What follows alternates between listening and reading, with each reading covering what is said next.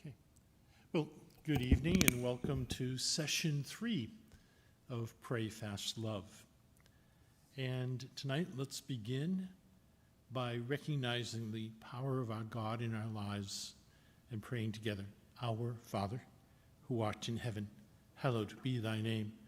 Thy kingdom come, thy will be done, on earth as it is in heaven. Give us this day our daily bread, and forgive us our trespasses, as we forgive those who trespass against us. And lead us not into temptation, but deliver us from evil. Amen. As we know, every week we take a cause or two for our community intentions, so that while we're fasting on behalf of something. Last week we were celebrating the Worldwide Week of Marriage and Valentine's Day. And so it's really important that we celebrate marriages and families. And for me, very special, I had a marriage prep meeting this afternoon. Took me out of the pool. But for that couple, that they do well, and for our other newlyweds next month, that they also do well. And we also pray for the homeless, for the unemployed, and for the underemployed. Unfortunately, that's way too many people in our country these days. Fasting in obedience. The first Sunday of Lent, this Sunday coming up, we hear of the temptations of Christ. And it's interesting to see that in Mark's gospel, it's very short. After Jesus was baptized, the Holy Spirit drove him out into the desert. He remained in the desert for 40 days, 40 nights, tempted by Satan. He was among wild beasts, and the angels ministered to him. The other two synoptic gospels, Luke and Matthew, talk about 3 different conversations that Jesus has with Satan. And the critical thing is that Jesus, having been declared the beloved Son as he was baptized in the Jordan, for 40 days and 40 nights went without food. And as he did so, he became in touch with the temptations that would be a whole part of his life. We have to be able to see that, the temptations of Christ are not unreal. He was a human being who had thoughts, who had interests, who had frustrations, who expressed those frustrations in a variety of different ways. And yet, no matter what he did, he stayed true to who he was. When the devil tempts Jesus, the first thing he tempts him to do in the other 2 Gospels is to turn the stones into bread. He's hungry. Somehow he didn't do a 72-hour fast. He did a 40-day fast, and you figure out how many hours that is, but that's 800 and something or whatever. So a very serious time. And so the first temptation is like, okay, well, why don't you just make these stones into bread and you can feed yourself and end your fast? And Jesus says, no, that's not what I'm about. Throughout Jesus' life, he learned from those times of fasting and self-denial that it wasn't about him. It was about everybody else. Every time he did a miracle, it was for somebody else. He fed the 5,000. He had no problem doing that. The only miracle that was sort of half for himself was he cured Simon Peter's mother-in-law and got her out of bed and had him waiting on him. But that was just to show that he doesn't go halfway. When he makes you well, you feel well enough to get up and do what you normally do.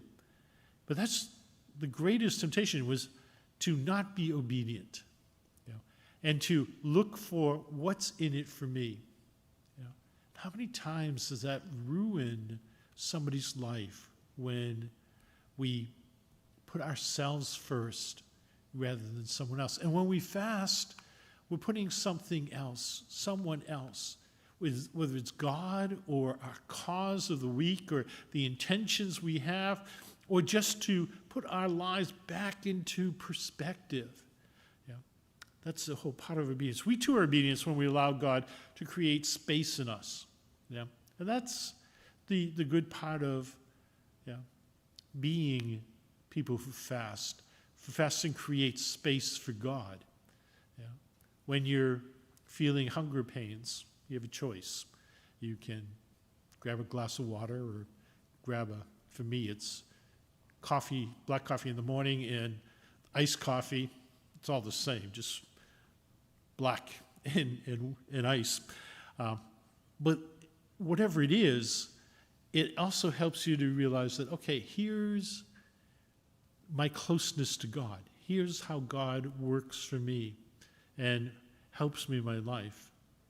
And when we sacrifice the immediate needs of the body, we open our eyes of the soul, making us go into deeper places where God placed a dream, where we're too busy or in a noisy world to hear when not fasting. Fasting takes us to the desert to hear God's voice. The other two temptations that Jesus experiences in that midst of fasting, in that loneliness in the desert, is to try to make himself great. And the devil offers him, you will be great, you will be wonderful if only you bow down and worship me. You can have all the kingdoms of the world. And as Jesus would later say to Pilate, my kingdom is not of this world. Yeah. He wasn't building a kingdom for himself. He didn't want to be the Messiah that the Jewish people looked for. He wanted to be the Messiah that saved people in their own lives. He wanted to be the suffering servant who would help by being true to his cause and call. And fasting keeps us hungry physically and spiritually, guiding our thoughts to God and closing the door to the evil one. Fasting strengthens us that way. And the last temptation Jesus had was to try to figure out who exactly he was. You know, how did it all work? Where did he stand with the Father? You know, and how many times does that happen in our own lives where we try to get people to prove to me that you love me. Prove to me that you care. You know, if you were, the little kid, if you were a really good parent, you'd get me a bicycle and not a Progressive insurance box that helps me to find the best insurance policies in the world. Yeah, strange commercial, that one. But, we don't go around asking God to prove himself. Fasting calls us to prove ourselves, to show that, yes, we can be dependent. Yes, we can trust. Yes, we don't need all the answers. So to fast from that sense of, I want to be made whole and perfect and great and wonderful, that's not what Jesus was about. And that's why it took him 40 days. Just as it took 40 years for the Israelites to wander in the desert, the 40 days were that prep time. And right after the 40 days, what's Jesus do? He goes back up to Galilee and begins his work. He begins to be involved in the things he's supposed to be doing. He follows the Father's will. He's obedient to God, but he's also obedient to all the other people, because he senses their need. He wants to reach out and give what he can. And that's all a result of fasting. That we recognize that we don't need all the things we think we need. And instead, we can just simply let go. And in obedience to God and being who we really are, then great things will happen. And that's yours.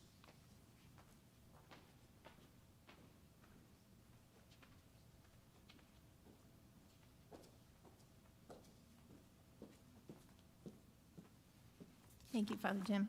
Always wonderful to hear your spirit. spiritual benefits of fasting. So thank you for that.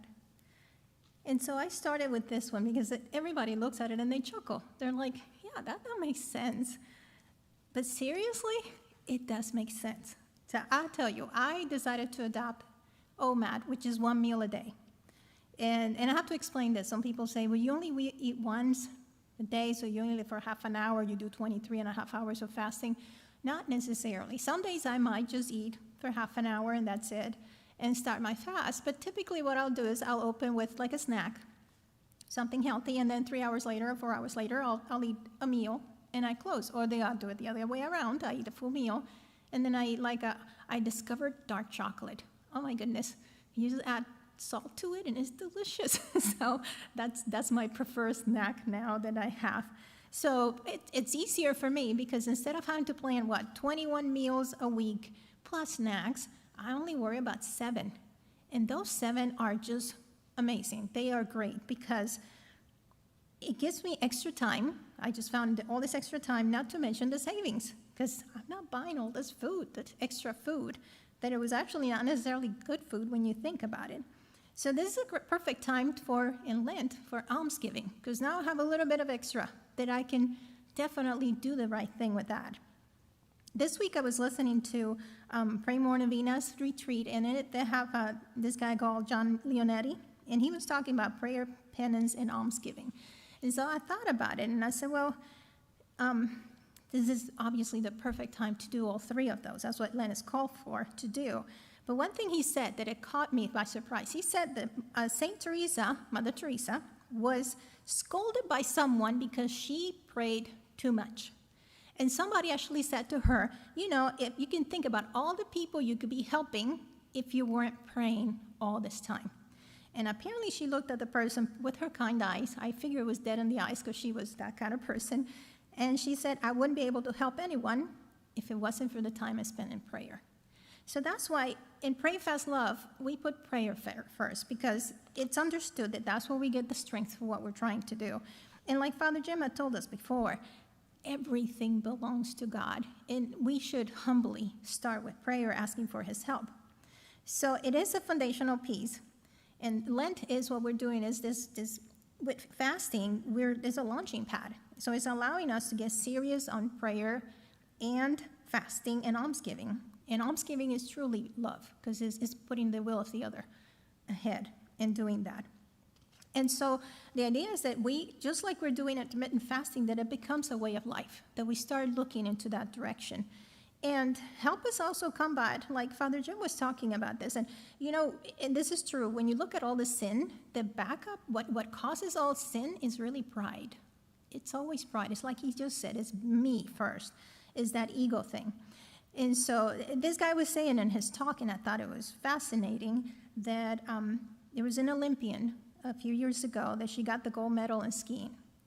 And in her interview, you know how they asked at the end, it's like, you just won the gold medal, what are you going to do now? Well, they didn't ask that, because she probably would have said, I'm going to Disney World and make a lot of money. But they didn't ask her that. They asked her, you just won the gold medal, how do you feel? And she said, she was just going crazy, and she says, I'm going to go have ice cream tonight. So if you think about that, she deprived herself probably for those 4 years to get into the Olympics of ice cream, and probably many other things to get the gold. She knew that she needed to deny herself of certain things, and she got the sweet reward of getting the gold. So it reminds us of St. Peter Alcantara, where he says, "Oh, blissful penance, which has purchased for me such a great reward." All of the things that we can get, sacrifice is the first thing that we have to do to get to the gold, So love does mean that we have to zero in on those things that in Lent that are going to help us get there. And by fasting, we sacrifice and offer it to God for the needs of others, just like Father Jim said. And we do it imperfectly, but it doesn't matter. God's mercy is abundant. But it is calling us to reorder our life. And so that's so important that we learn and relearn through Lent. And to me, I think practicing at fasting, just like I was saying, every meal is a celebration. I really enjoy the meal because I've been thinking of what I'm going to eat and I'm preparing it for that purpose. And so it makes me think, and Father Jim said this the other day, everything belongs to God. So I'm thinking of the food and I'm thinking of the people that picked it, of the people that raised, whether the cattle or the fish or whatever they worked on, the truckers that moved it, the marketplaces that carried it, the employees. It's all God serving us, serving us. So everything belongs to him, and we're just receiving it. And I think what happens sometimes, and I know in the past this was something, you'll start eating, and then you realize you just finished eating your last bite, and you're like, oh, and don't realize all there is into it. So we take things, and we take God for granted. To me, that's why I like fasting, because it helps us with that. But there's a main area of concern that we want to make sure we clarify this. When we're doing intermittent fasting, this is not a diet. Some people say you're doing a diet, and you try to compare it to other diets or to we're starving ourselves and things like that. So I'm going to clarify a little bit of that tonight. So people ask, when I eat, since I'm in intermittent fasting, like I just said, I have less meals because I'm only planning 7 meals. Am I going to lose muscle and I'm going to lower my metabolic rate like I do in other diets? No. I'm going to explain to you tonight that in intermittent fasting, it helps you tap your fat stores. So I'll explain how that works. It increases your BMR and it builds muscle. And even if you eat less, it's not going to eat your muscle. And there's a fact. Some people find themselves, when they started looking at calories, that they ate more calories in their time that they ate versus what they were eating before because they weren't eating proper foods. So what happens is that in the past, in the beginning, you had those hunters and they went and they found the meat and they killed the animal and they cleaned the animal, they did all those things. So you were using a lot of energy to eat. Nowadays, we just get in the car, go to the supermarket, get what we want, come back and cook it. And sometimes we throw it in the microwave, which is worse. When we eat, what's happening is that the food that we have, and that's the thing is we're eating constantly too, is that when we're eating, the body's releasing insulin. And Ron had explained before, it's a storage and carrying hormone that helps the cells take in glucose. And it stores it temporarily into the liver and the muscles, and it's called glycogen. So you want to remember that word, glycogen, because when the liver is full of glycogen, it keeps what it needs, and the rest is sends it out to fat stores. So if you eat too much and too often, those glycogen stores are full. When you are, during the day, let's say you eat at a certain time and then you don't eat for a while, then your body is going to get, that glycogen is going to send a message and saying, hey, we need more. And so it's going to send a message for the glycogen to release more. But if the glycogen storage is empty, then the body's going to say, go to the best source that is next, which is fat. So the fat is then converted to ketones, which is what your body loves and needs. By the way, you heard of the diets where we talk about ketogenic diets? They're actually mimicking fasting is what's happening. You're getting getting the ketones in there. But the issue is, again, I mentioned, is that we eat constantly, so the glycogen stores do not go down. And when we create too much insulin, which is going to be linked to, I make it easier, why we get sick, which is what Ron is explaining to you. And so the fat remains locked and never gets to access it because we're eating. A better example I look at it is that you have a hybrid car, and what you have it is running in battery power, which is your glycogen. But then, when the battery power goes down, or it needs better fuel, it calls for the gas fuel that it has in it, and so it gets a kick on it. And the car loves it. The engine rears up, and it works out better. So that's pretty much what happens to our brains, is that when we get converted, and the fat stores are the ones that are being used, then the ketones are what are getting into your brain, which is making you think clearly. It's a better fuel for you. So intermittent fasting is the best way to lower your insulin, which we talk about, different things, and Ron's going to explain this much better during his sessions. But during fasting, again, the body is lowering the insulin, the liver is releasing the stored glycogen for energy, and our bodies realize we have plenty of fat. And the metabolic rates actually do not go down because the body learns Fat is what I prefer to use because I like it better. It works better. This process happens between 12 to 36 hours of fasting. I'm not exactly sure. There are different books that say different things. A 72-hour fast will completely deplete your glycogen. Even if you're not doing a ketogenic diet, you're naturally creating those ketones. Intermittent fasting is going to deplete the glycogen little by little. If you don't necessarily do a 72-hour, you're still going to deplete it little by little. And what happens is, after a while of doing intermittent fasting and getting into autophagy, which remember, autophagy was when it's recycling the viruses, the bacteria, unnecessary and dysfunctional cellular components, then the body gets so used to it that it starts burning even the carbs you eat in your window. So, and that's what is called metabolic flexibility. So a trick for you, if you're trying to get your glycogen down quickly, you can go for a 72-hour, but you guys are just starting, so we don't want to push you into doing that. Somebody who's seasoned more into it could consider it.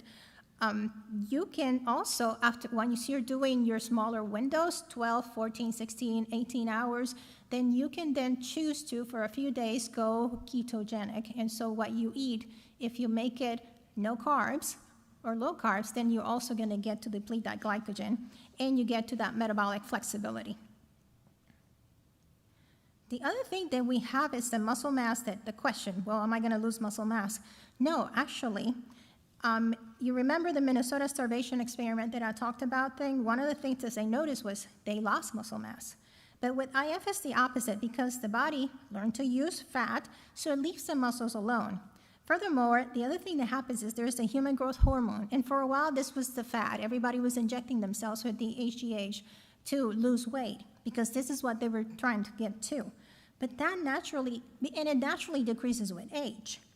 We have lots of it when we're babies and teenagers, but as we get older, of course, not only we lose it, but it's hard to get it back unless you do intermittent fasting, which increases the HGH with minimal or even basic use of the muscles. So most of these bodybuilders, they actually do intermittent fasting because that's how they gain the most muscle. I believe The Rock is his name. That's what he uses, and he loves to do ketogenic and intermittent fasting. So for us, we don't even need to pump iron to get the muscles. You just got to vacuum, do the groceries, because now you have the HGH naturally that is helping you build the muscle. And so the other thing that is important, HGH is associated with higher bone density, so which also decreases with age. And you see that older people would try to protect them from falling because they can break their bones easily. With intermittent fasting, your bones get stronger. And so yet another benefit. Plus, we see a lot of pictures. It's great for faster healing wounds. We see a lot of pictures in the IF pages of people that have scars that are gone after doing intermittent fasting for a while. So in summary, intermittent fasting is a superpower. It lowers your insulin so we can access the stored fat. The metabolic rates go up. The muscle tissue is protected and even increased, and the bone density goes up, as opposed to lowering the calories and exercising more. So indeed, it's a superpower, as they call it. There are many other benefits, and I'm not going to talk about these because Ron is talking about this and taking care of them in the book, about all the different things that are beneficial because why we get sick, and there they explain all the things that go wrong. So these are the things that they see. But the one I wanted to mention was increases autophagy. So remember what we said about autophagy.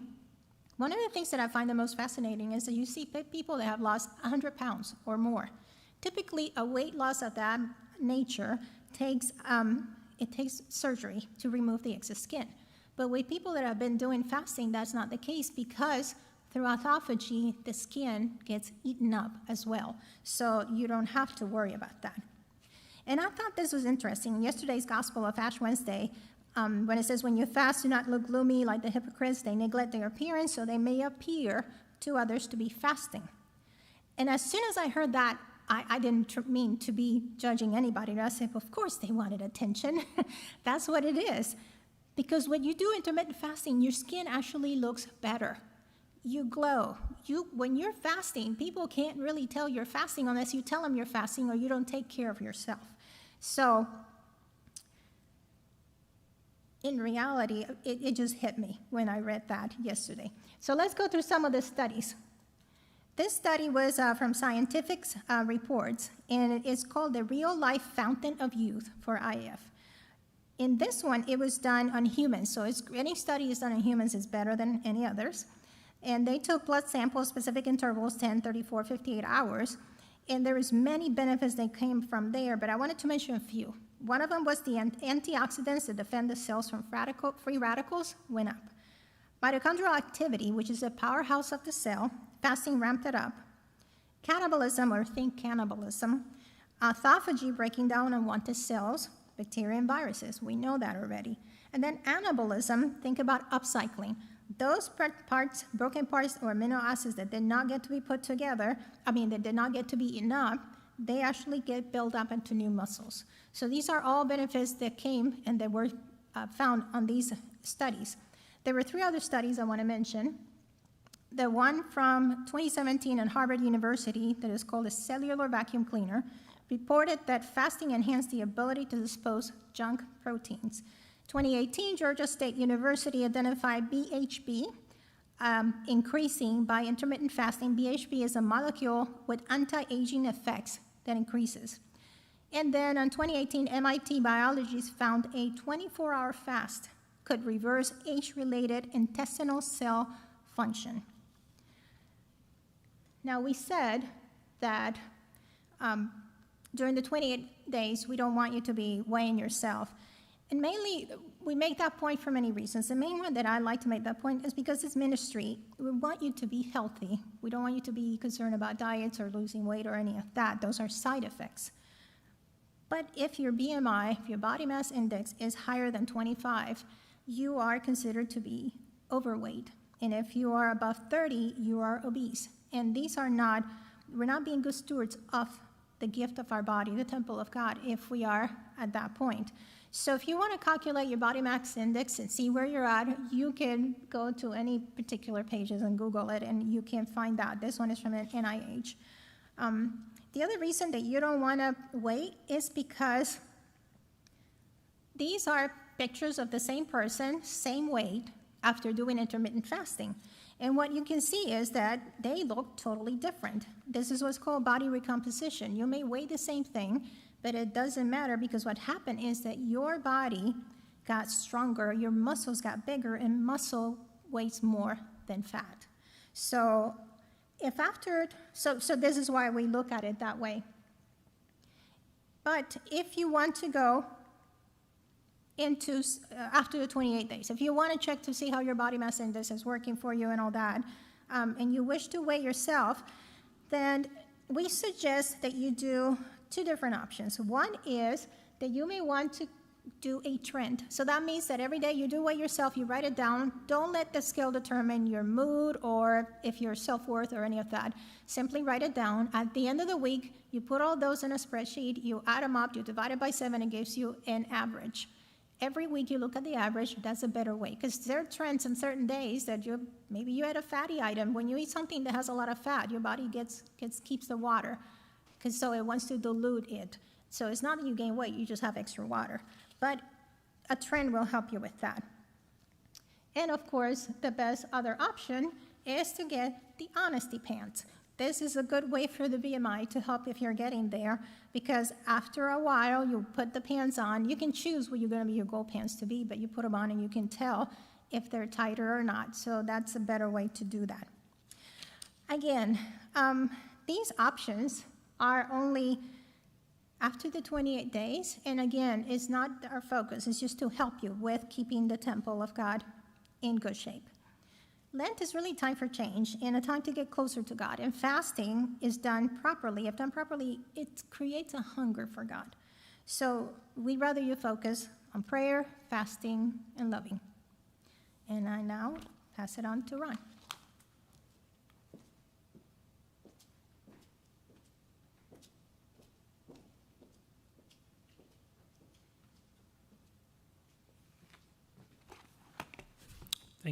Thank you, Annie. Okay. So,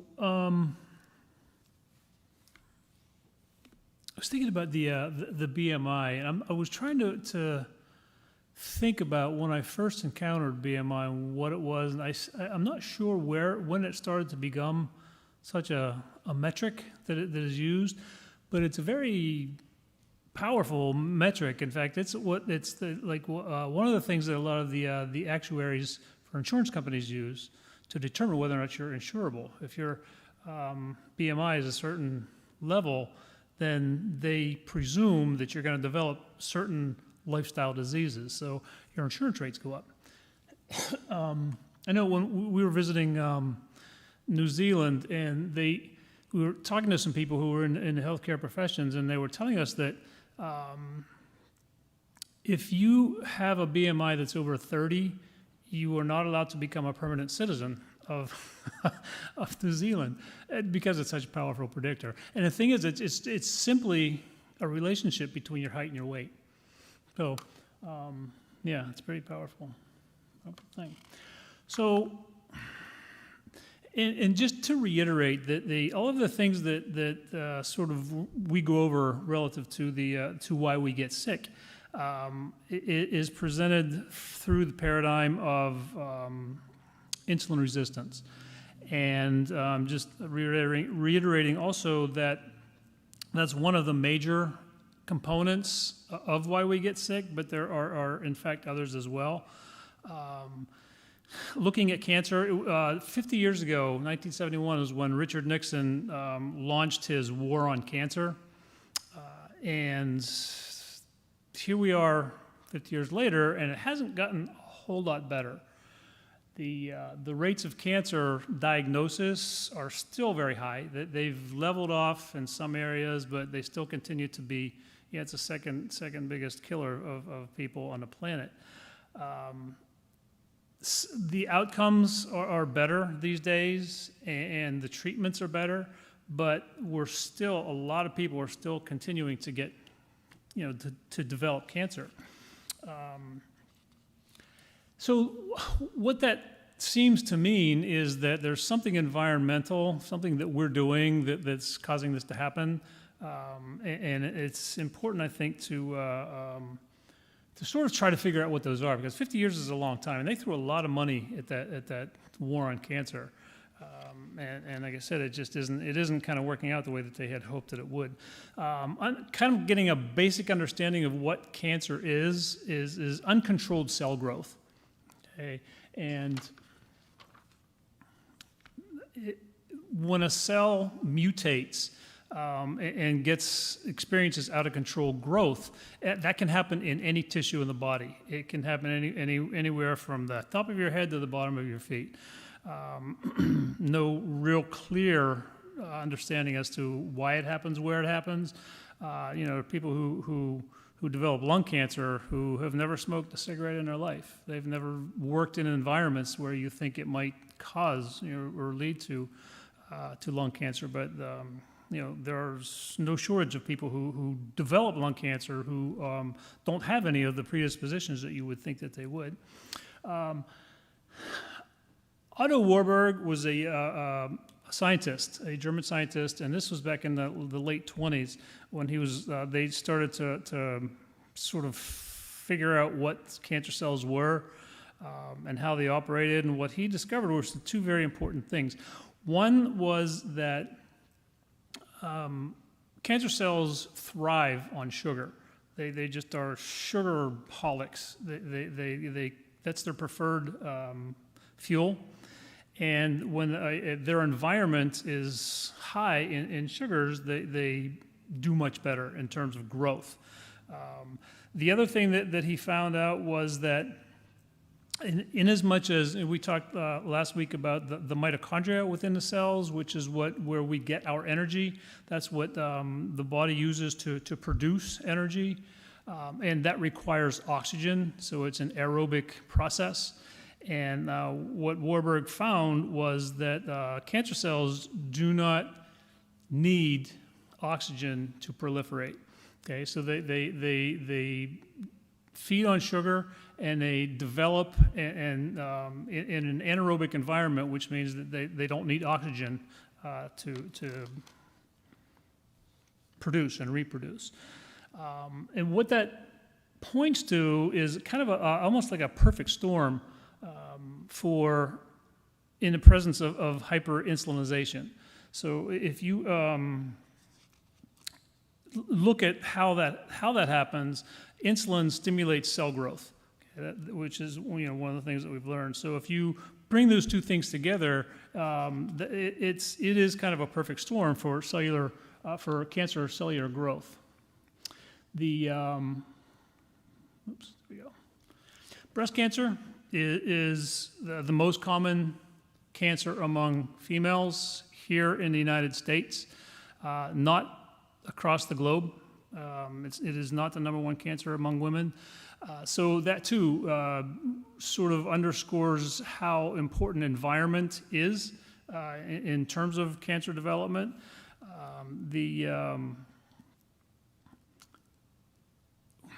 The levels of insulin among women who do the worst with regard to developing and surviving cancer, their insulin levels are significantly higher than those who do better. And one of the other sort of dots that I think is important in terms of connecting this whole picture is with the advent of technology and how we've incorporated technology and continue to incorporate technology into our lives. For as long as we've had smartphones, women have had the tendency of carrying their cell phone in their bra strap. Okay? And they did a study looking at the locations of the tumors in breast cancer patients, and there was a very high correlation between where women carry those their phones in their bra and where the development of the tumors are. And they're directly in line with the antennas that are in the cell phones. There's more and more research being done on that, on the effect of the technology that we use and the development of things like cancers. They know that if you think about a cell phone has 6 two-way microwave antennas in it that operate at 2.4 gigahertz, the same as your microwave. So having those right up against that very delicate tissue, you can see how it can cause some problems. They know too that the radio frequencies from those antennas cause DNA damage, and because of that is what the thinking is with regard to why it happens the way that it does, in terms of where the tumors are located. Recently, there was a politician, John McCain, who died of glioblastoma, which was right in line on his side of his head where he held his phone. And by all reports, he was on the phone an awful lot. And that tumor that killed him was right there where that phone was held. Oops. For males, the prostate cancer is the most common here in the United States. And just like breast tissue, the prostate tissue is very sensitive tissue. What tends to happen initially is that the prostate gets enlarged, and if that is not dealt with, then that can turn into a cancer situation. But that's why it's important, that's why males are suggested to have their prostate checked periodically, especially if they get to a certain age, so they can see if there is any enlargement and kind of keep an eye on it to make sure that it doesn't develop into a cancerous state. There was a study done looking at the rate of insulin resistance among males with prostate cancer, and they are 2 to 3 times more likely to have it, to develop the cancer, if they are insulin resistant. So basically what that means is the higher the blood insulin, the more insulin receptors there are to cause the problems. I'm not going to go through all these things, but just a few of them. Colorectal cancer is another very common one, and this is a cancer that develops in the lower part of the digestive tract. And that too, I mean, it typically starts with polyps, and the patients who are insulin resistant are 3 times more likely to die if they do get the cancer. And so that I think too is tied to how we integrate technology into our lives. Because I think I mentioned last week that 54% of the males between the ages of 19 and 26 are infertile. And the thinking there is that it's because they're carrying their phones in their pockets, in their front pocket and their back pocket. That also affects those 6 two-way microwave antennas are affecting the cells in that area. Testicular cancer is another one that's on the rise, most likely related to that same issue. So, I mean, when you sort of look at all these factors together, we're really sort of diminishing our chances of being healthy if we don't sort of consider these things in terms of how we behave on a day-to-day basis. So, chapter 6 talks about aging, skin, muscles, and bones. I mean, aging is obviously there's nothing you can do about it. I mean, you're older right now than you were when you walked in here tonight or sat down at your computer. It's just, you can't stop time. The human body goes through normal changes over time. Some people they experience it differently, but there are some standard things that tend to happen. There are certain things that can affect different people differently. Genetics, obviously. Some people just age better than other people. Environmental factors like the technology, like the toxic light that we expose ourselves to, the water that we drink, the food that we eat, the air that we breathe. If those things are an unhealthy environment, then they're going to lend themselves to aging a little bit more quickly. The oxidative stress which we've talked about, caused by all of those negative things in the environment, and inflammation, and all of the things that for instance, food. The food that we eat. If we're eating food that isn't the kind of food that the human body is designed to eat, there's going to be an inflammatory response relative to that. And the way that works in the body is that whenever the body sees something coming into it that it doesn't recognize, or recognizes as a pathogen, it's going to respond by inflaming. That's just the body's response to trying to fix something. And when you have so many different things coming into the body from different areas in our environment, the inflammation becomes overwhelming. And when you looked at the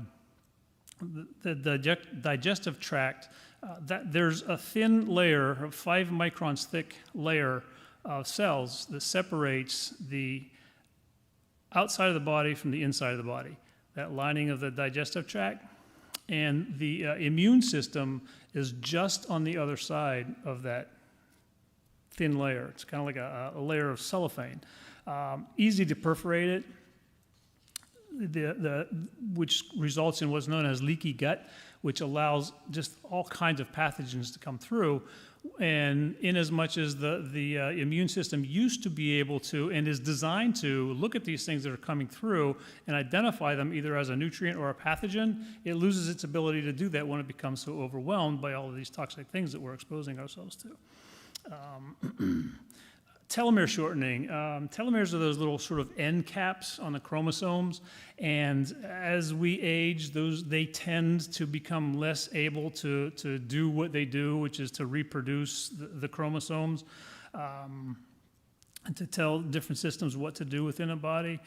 It's kind of like those little caps on the end of your shoelaces, which the more you wear the shoes, the more you're tying them and untying them, the kind of get worn out until it gets to the point where they just can't get them through the holes in the shoes. Same kind of thing is happening with the telomeres.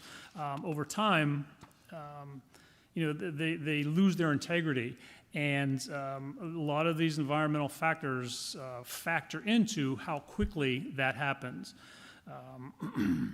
Insulin resistance, of course, shows decreasing levels of selectively blocking actions of insulin.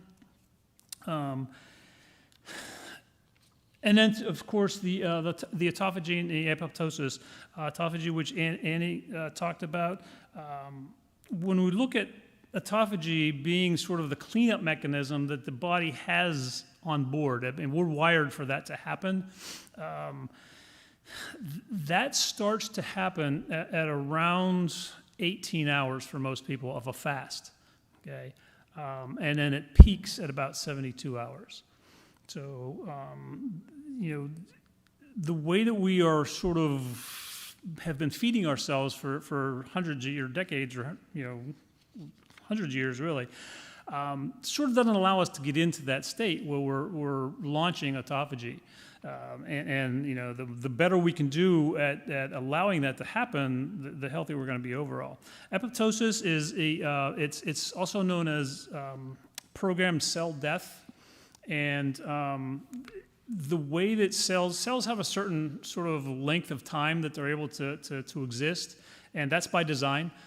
When they get to the end of their feasibility, they inherently know, the cells know that it's time for them to expire.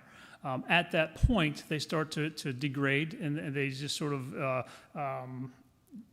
they essentially choose to die. It kind of, if you remember, we've all seen this movie and read the book when we were kids, Charlotte's Web. And if you have kids, you've probably read it like I have 500 times. She was very productive, and she was an amazing contributor to society and everything. And she got to the end of her life. She knew she was at the end of her life, and she said, "It's time for me to go." That's what happens with the cells in the body. And that too, when that happens, the autophagy is part of the cleanup mechanisms that takes place as a result of that dying process of the cells. So if those two systems aren't working in conjunction the way they're supposed to be, you can see how things build up in the system and become problematic.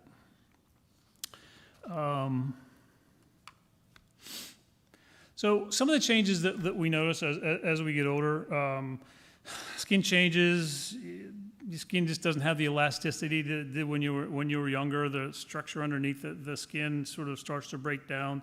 Sarcopenia is also known as muscle wasting. It's just a natural part of the aging process where the muscles sort of break down over time with age.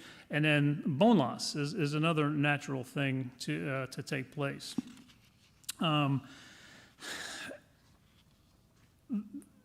The theory is that the longest living human, in fact, this has been measured, longest living humans have the best functioning insulin sensitivity.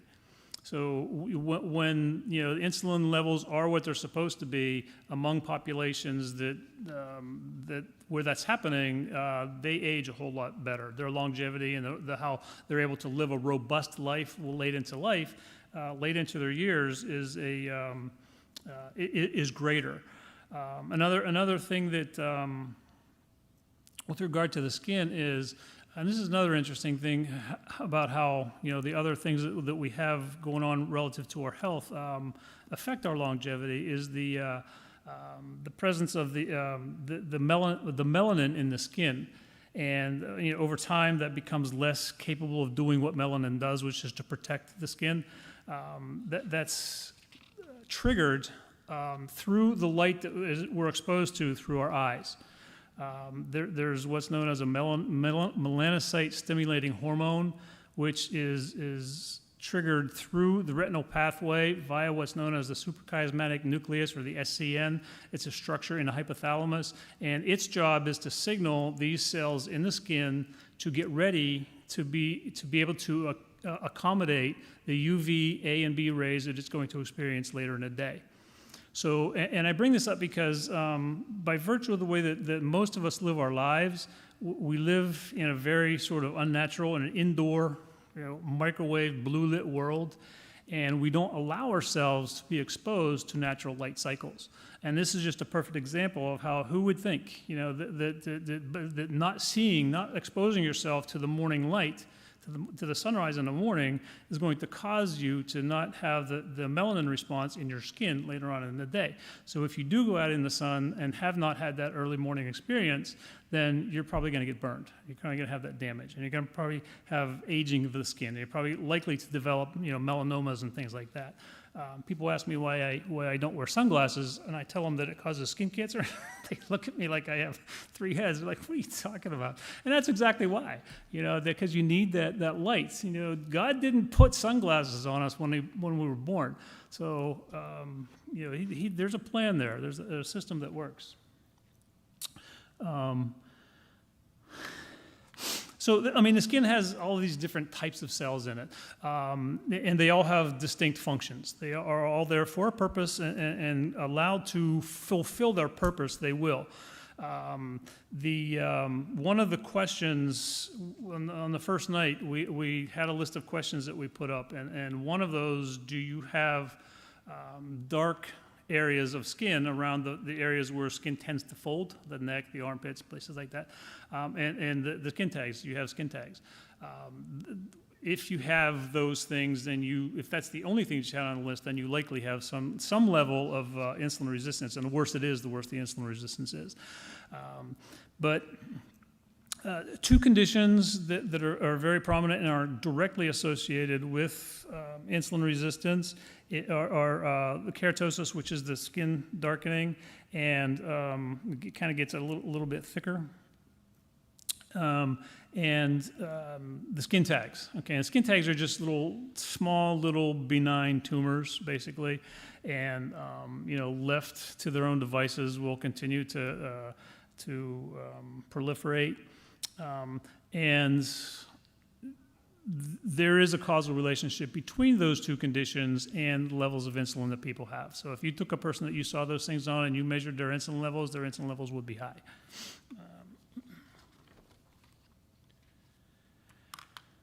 Psoriasis is another thing that plagues a lot of people. It's those red, patchy, itchy, scaly-looking areas, typically on the elbows, the head, and people get it on the chest. They don't know why it happens, what actually triggers it. Their thinking is that it's probably some sort of immune system. If the immune system is not functioning correctly, it happens with a relatively large population, and it happens within a certain segment of life between like adolescence and the age in mid-30s.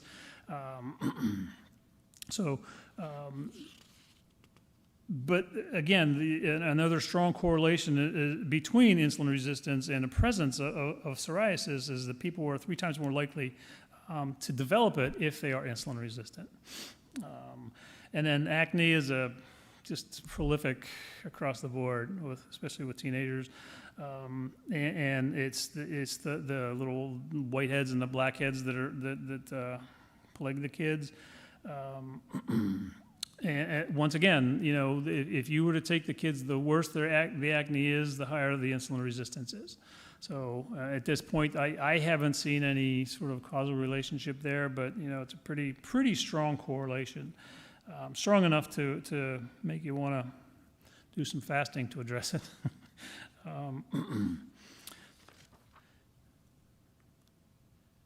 And muscle function. Muscle, there's a lot of muscle on any human body, and it's anywhere from 25 to 30%. So if you were to take all the molecules in your body and put them in separate piles, the muscle molecules would be the biggest pile. So there's a lot of tissue there. So there's a lot of, it's a very insulin-sensitive tissue, obviously, because it uses the glucose to perform the functions that muscles perform. And the insulin, we know, has a key role in growing the muscle and maintaining the muscle and regulating the muscle proteins. And muscles are predominantly protein. I mean, that's mostly protein. That you, if you were to dissect a muscle, that's what you would get mostly as protein.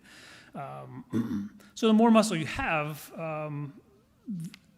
the more glucose you're able to manage from the blood. So it's a good idea to have more muscle.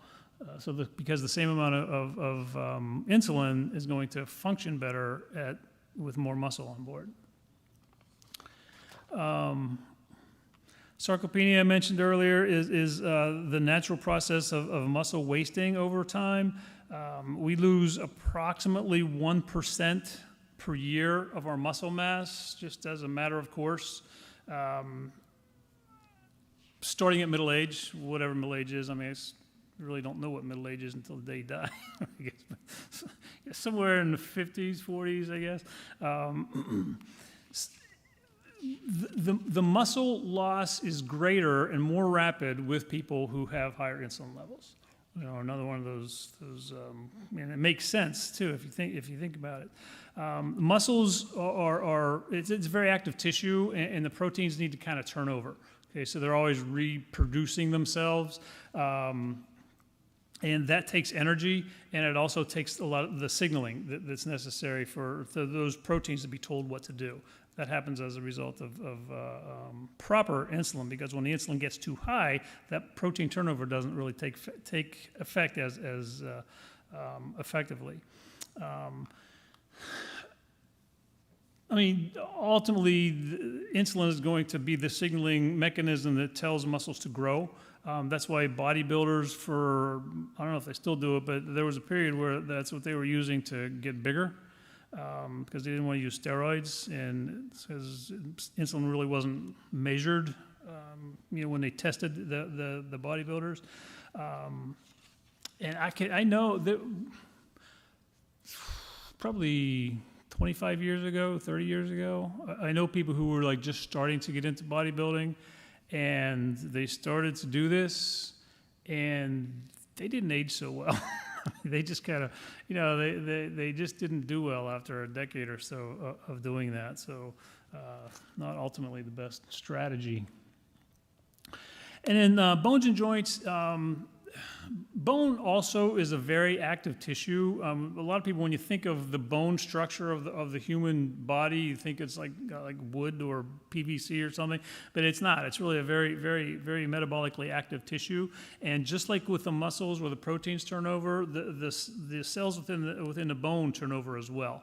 And that growth and stimulation is stimulated by the presence of insulin via what are known as the osteoblasts, which are the cells that generate new new bone, and then the osteoclasts, which are the cells that sort of break down the old bone cells. So if that isn't happening at the proper ratio, if you have more degrading than you have building, then you're going to have weak bones.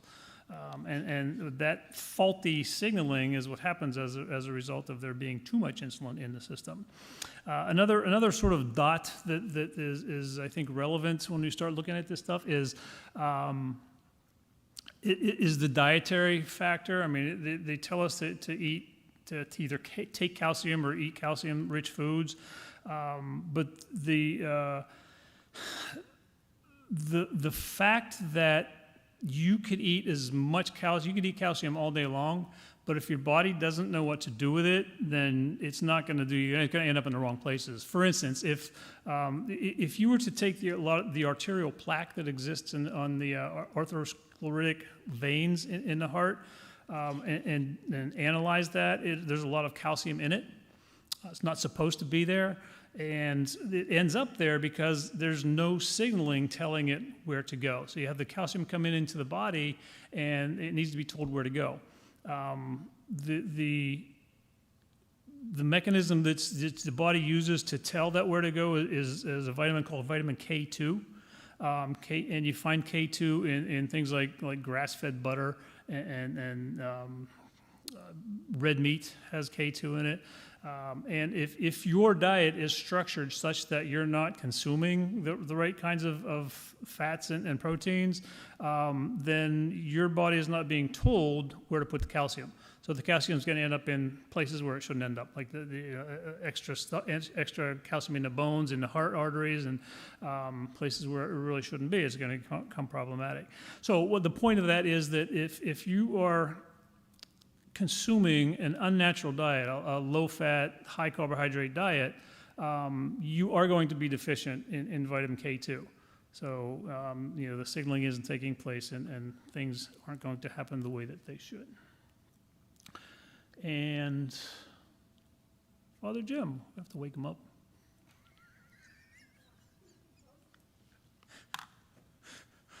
Let's end with a Hail Mary. Father, Son, Holy Spirit. Hail Mary, full of grace, the Lord is with thee. Blessed art thou among women. Blessed is the fruit of thy womb, Jesus. Holy Mary, Mother of God, pray for us sinners now and at the hour of our death. Amen. See you next week.